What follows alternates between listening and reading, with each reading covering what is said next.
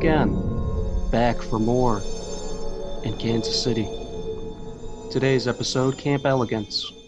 Now, I suffice to say, a marked improvement from the last episode, but still we're getting into introducing characters and storylines that are not going to be resolved today or the next day, I believe. Your impressions, please. Well, it's kind of like a tale of two halves with this episode. First half, I thought was pretty bad, honestly. I really didn't like the first half of the episode. But the second half, even though I knew pretty much what was going to happen, I did enjoy it. It was definitely better than the last two episodes, but ultimately it was kind of unsatisfying. Yeah, I still feel like you've said before, like we're spinning the wheels a little bit. So, how did you feel about the episode? About the same. It was drastically better than the last two, but we're not solving anything. Nothing is coming to a head. Yeah, and it's interesting because I watched an interview with Noah Hawley talking about this season and his career and things like that, and he's like, oh yeah, it's twice the size of last season, and we've got 21 series regulars, more than any other season. And I was like, oh yeah, that's the problem with this season. There's just way too many characters, like way too many series regulars. There's Yeah. We introduced an Italian in this episode, and he's treated as though I should know who he is right from the jump. His name is El Tuna. that's Jason Schwartzman's and Gaetano's brother. Oh, so there's another brother in the mix. Yeah, this is the third brother who we've basically seen in a few scenes, but He hasn't spoken, has he? I think maybe a couple things, but mostly he's been kind of In the background, at best. and honestly, like I really ended up liking him. I enjoyed his scenes in this movie, his character arc, which is in the second half of the episode. Just get right into it. When he gets killed, I was like, I was honestly kind of bummed out, even though we want action to happen. I was like, oh wow, like this character is kind of interesting. He's talking about how he was a prisoner of war. He was making basically like a soup out of his belt, and because he was starving to death, and he'd eaten his shoes. It was a great story to kind of learn about his character, and then it was obvious to me that he wasn't going to kill the kid. I was just like, I've seen this a million times, the whole shaky hand thing. Yeah. And then and then of course he catches the Irish guy catches up to him, which I'm just rolling my eyes at because I knew that that's going to happen. Yeah, me too. And I hate that because it's like, come on, like you had to jump on this guy, you drove, like you're not catching up to him. And Not only that, how does he know where he went? exactly, why? Because he threatened his wife. His wife's gonna exactly know. Like I didn't buy that. Yeah, but we saw the scene. He didn't tell his wife where he was going. I know that's the thing. He didn't tell his wife where he was going. I mean, obviously, maybe he told his wife about when he was a prisoner of war or whatever, and when he came to America or whatever. But it's like it's very far fetched. I mean, I could see it also as kind of this is their main dumping ground or something. So he's like, okay, if he's going to dump a body, here's where he's going to go. Yeah, I guess that was it. But it's a little far fetched, honestly. Also, another minor detail that I found far-fetched. It's the middle of winter. Why does Dr. Harvard have a fan on his desk blowing directly into his face? Oh, I didn't even notice that. He did. It seemed like they were really focused in on it, like it was supposed to be thematic or symbolic, but I couldn't see what it was supposed to mean. Just a fan spinning on his desk. It'd be a standard shot of the nurse and the fan would be right next to her face, basically. Yeah, I didn't even catch that. I'm wondering if that's more so like an editing mistake. Well, I mean, it could be, but it seemed like they really were trying to highlight it within the shots. Hmm. I completely blanked over that. I guess I was so focused on just him in the scene because I thought this was like the one scene where I thought Dr. Harper was really good. Yeah, I thought he was very good too. Yeah. Yeah, I loved when she's like, can I see that letter? And he's just like, no. Yeah. Just kind of abruptly. That was an interesting. If you pardon, could I see who's the sender? What did he say? Anonymous. Oh yeah, This kind of cements the rabbi taking what's the little black boy's name, Satchel, and making a little life for himself, and him ending up being Mike Milligan. right. Yeah, I think that's where we're headed. I think that's the theory is gonna kind of play out. I find it at least a little disappointing that Chris Rock makes the move on Gaetano. For a second, I'm like, is he going to try to recruit him, or is he just going to use him for leverage? He's just going to use him for leverage. Yeah, I mean, Chris Rock is just once again he's just jumped the shark. He's just bad. He's just so bad now. Like every time I see him in a scene, I'm just like, yeah, I don't buy you at all anymore. There was one shot where he had glasses on, and I wanted to punch him in the face. Yeah, that's how I felt during the doll monologue scene. Yeah, that was incredibly embarrassing. Yeah, I get what you're saying, but these are porcelain dolls. Black people are people. Yeah, it's trying to make the analogy of slavery and owning, and him just saying, "Yeah, I own you," which that gets into kind of my biggest problem with the first half of this episode is just the pretend deaths, the fake out deaths with the OCD detective at the beginning. Yeah. It's like, okay, we spend the whole last episode basically sympathizing with this character and getting to know him, and then he's fucking flipping his zipper up and down 3 times. Yeah. I was like, oh no. And then I honestly thought, I was like, oh wow, they're really gonna kill him off here. And I thought, wow, that is so fucking stupid. Uh, after we spent actually liking him, and then it's amazing that everything that they did in the last episode to make him like they completely undid. Now he's just, for me personally, completely unlikable again. Why? Because they turned him into a little bitch, basically? Yeah, it's just like after the last episode, I was like, oh wow, I like him, kind of sympathizing with him, and now I just look at him now and I'm just like, I don't give a shit. I do not care about your character anymore.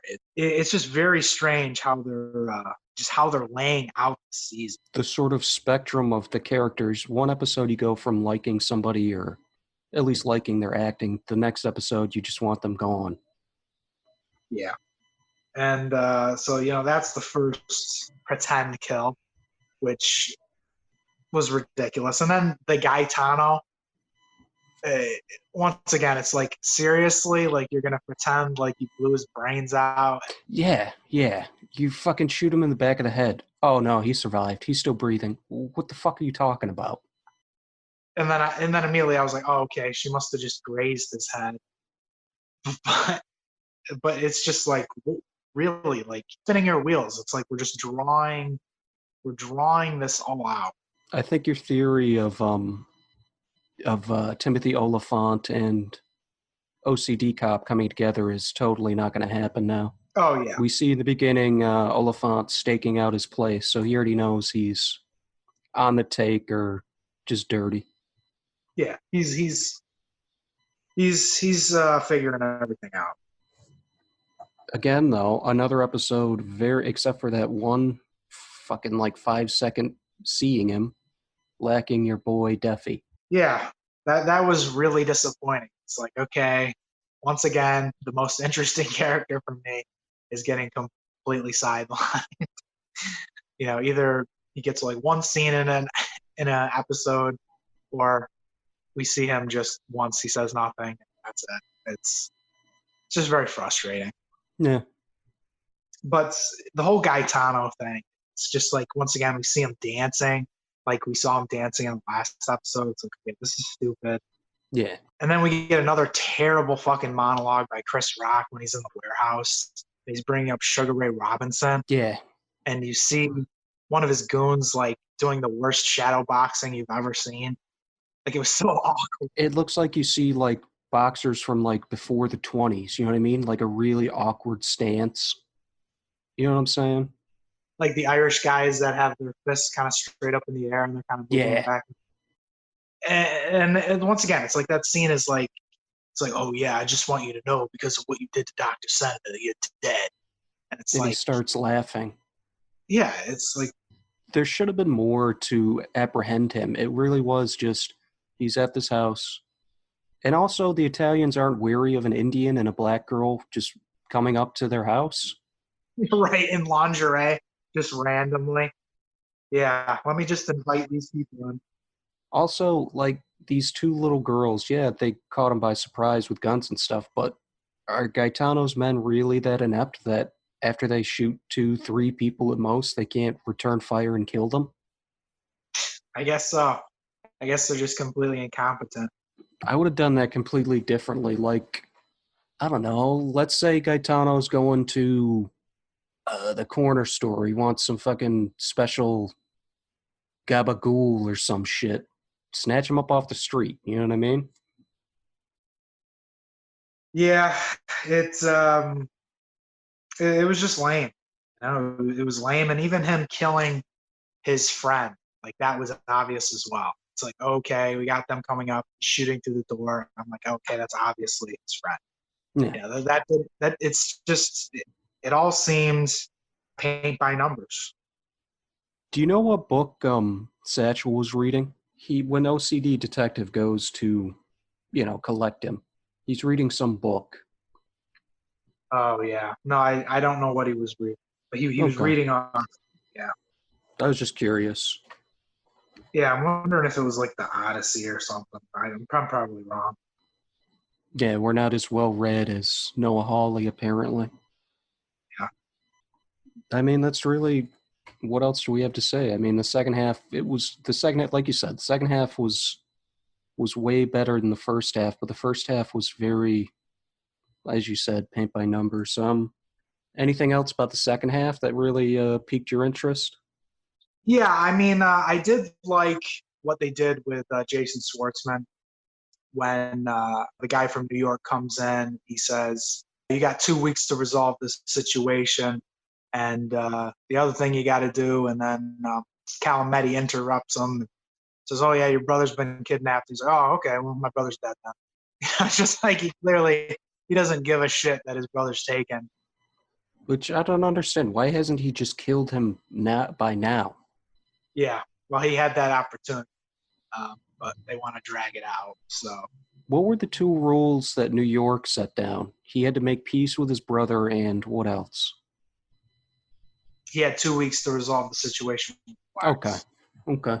Yeah. And I liked that sting where he's like, "Oh yeah, you got to resolve your situation with your brother."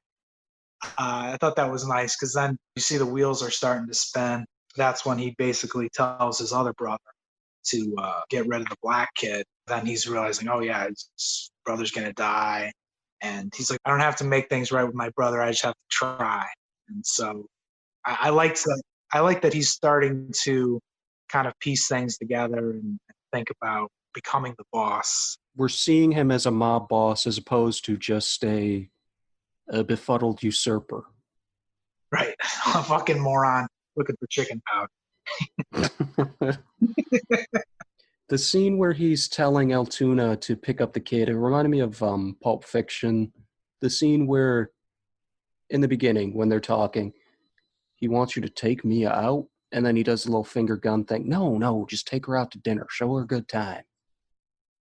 I wasn't sure if he was going to try and kill little Satchel or just hide him away and use him as a bargaining chip, Yeah, which would have been the smarter thing to do. You just kill the kid, all your leverage is gone. right. Going back to the interview with Noah Hawley, he was going to direct episode 9, and I heard that most of all the critics they got the first 9 episodes, and that is like apparently I think that's when all the real shit's going to happen. So We have to wade through 3 more episodes of bullshit, it sounds like. yeah, that's kind of what it's looking like, and And it's funny because this was the shortest episode of the season so far. I forgot about that. I meant to praise the only 45 minutes in length. Yeah, without the credits, it was only 42 minutes. So it was the shortest episode by far. But still, I still felt a little shortchanged. Well, let's hope this 45, 42-minute episode structure continues. Yeah, I mean, I don't know. Yeah, I don't think so either. What about, what do you see for next episode? Well, judging by, like I said, that interview with Noah Hawley, apparently I think the next episode is literally going to be just Jason Schwartzman. Ugh. Don't get me wrong, I like Jason Schwartzman's next as much as the next guy, but an entire episode focused on him doesn't seem too enthralling to me. Yeah, he was talking about how instead of dropping scene here and a scene there over the course of the season, that they would just kind of give him a whole dedicated episode. So I could be wrong, but another episode where we don't get to see Daffy. Well, they may have an interaction together. I mean, he says in this episode, "Have you lost, have you lost that Marshall yet?" Right.